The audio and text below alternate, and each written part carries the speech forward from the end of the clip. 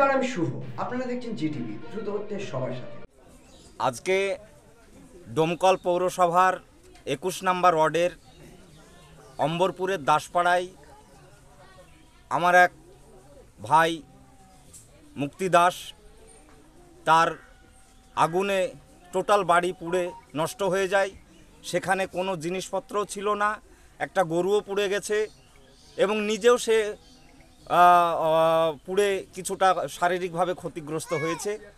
আমরা বিভিন্ন মাধ্যম দিয়ে খবর পাওয়াই আমার টোটাল টিমের মানুষকে দিয়ে বিষয়টা তদন্ত করে দেখলাম, সত্যিই একদম দরিদ্র সীমার নিচে বাস করে এবং খুব কষ্টে থাকে।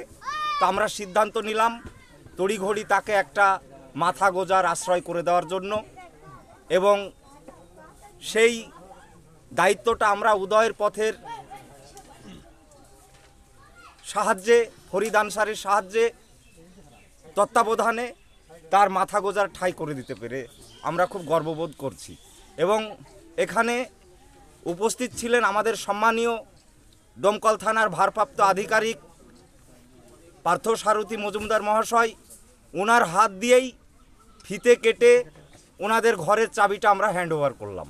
ব্যাপারটা হচ্ছে জলঙ্গিতেও এরকম ঘটনা ঘটেছিল, সেখানেও আপনারা ঘর তৈরি করে দিয়েছিলেন। তো এইটা দ্বিতীয়বার, এর পরবর্তীতে আর কতটা ঘর এরকম করে দেবেন? দেখুন, আমরা যার ঘর নেই, যার মাথা গোজার ঠাঁই নেই, সেই কষ্টটা সেই বোঝে। আমরা চেষ্টা করব, আমরা নন পলিটিক্যাল লোক, আমরা কোনো পদাধিকারী চেয়ারেও বসে নেই, তথাপিও আমাদের ক্ষুদ্র ক্ষমতা দিয়ে চেষ্টা করব ডোমকল ব্লক তথা পৌরসভার আন্ডারে এই ধরনের যারা অসহায়, যারা ক্ষতিগ্রস্ত হয়েছে বা এই ধরনের মানুষের পাশে দাঁড়ানোর চেষ্টা করব এবং কোনো কৃপণতা আমরা করব না।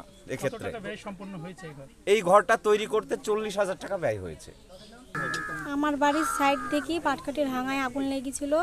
সে আগুন আমার রান্নাঘর, আমার যে ঘরে বাস করি, বাস করা ঘর, গরু, আমার স্বামী, মানে বাড়িতে যা কিছু ছিল সব পুড়ে গেছে। শুধু পরনের শাড়ি ছাড়া কিচ্ছুই নাই বাড়িতে। টাকা পয়সা 3 মাস আগে দিয়ে তারপর কি করলেন?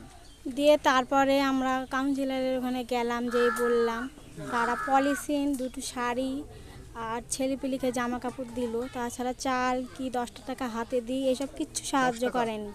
10টা টাকা তো দেওয়ার দরকার, তাও কিচ্ছু দেয়নি। কত নম্বর ওয়ার্ড এটা? আমাদের 21 নম্বর। আচ্ছা, ঘর পাননি আপনারা? না।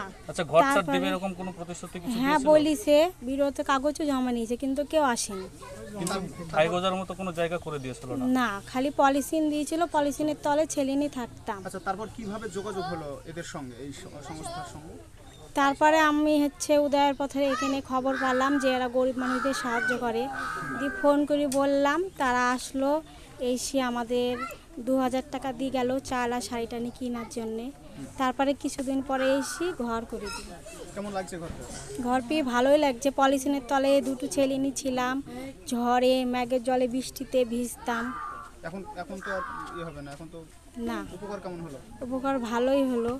আপনারা এতক্ষণ দেখছিলেন জিটিভি, দ্রুত হচ্ছে সবার সাথে। জিটিভির আরো নতুন নতুন খবরে আপডেট পেতে এক্ষুনি লগ ইন করুন www.gtblivenews.com।